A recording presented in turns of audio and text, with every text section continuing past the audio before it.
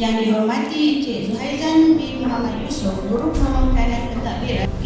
Alhamdulillah, marilah kita memanjatkan rasa syukur kehadirat Allah Subhanahu Wa Taala kerana dengan limpah kurnia dapat kita bersama-sama berhimpun pada pagi yang penuh bermakna ini bagi menjayakan Majlis Perancaran Minggu Sains dan Matematik, pelancaran kempen Sayangi dan Hargai Buku Teks dan Jom Jaga Buku Teks, serta pelancaran program Nilam dan Minggu Pusat Sumber Sekolah SK Kumbung 2026. Hadirin, saya mewakili Panitia Sains dan Panitia Matematik ingin mengalu-alukan semua murid melibatkan diri dalam Minggu Sains dan Matematik 2026. Salam Malaysia Madani, salam Melaka Matujaya, rakyat bahagia mengambil dunia, bijak laksana tua, berani laksana jebat, bagi menjayakan majlis pelancaran kempen Sayangi dan Hargai Buku Teks dan Jom Jaga Buku Teks. Saya ingin mengajak murid-murid sekalian dan guru-guru sekalian untuk memeriahkan pusat sumber. Bismillahirrahmanirrahim. Alhamdulillahirabbil wassalatu wassalamu ala asyrafil anbiya'i wal mursalin wa ala alihi washabbihi ajma'in.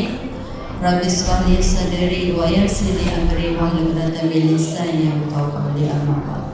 Allahumma shalli ala Muhammad wa ala ali sayyidina Muhammad.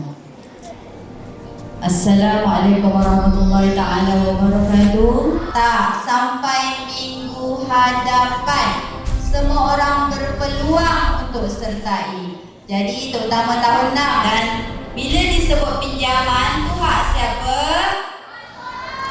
Hak sekolah dan hak kerajaan di bawah Kementerian Pendidikan Malaysia. Buku teks English library.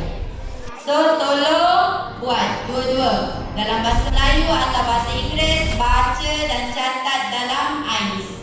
Kamu semua anak-anak yang baik. Jadi tolong sertai, buat sehabis baik daripada menipisi dalam kelas. Terus kerana mendengar terus jadi anak-anak yang baik. Dengan ini, dengan lafaz Bismillahirrahmanirrahim, saya merasmikan program atau Minggu Sains dan Matematik, pelancaran buku teks serta pelancaran nilam bagi Sekolah Berhubung sesi 2026. Sekian, wabillahi taufiq wal hidayah. Wassalamualaikum warahmatullahi wabarakatuh.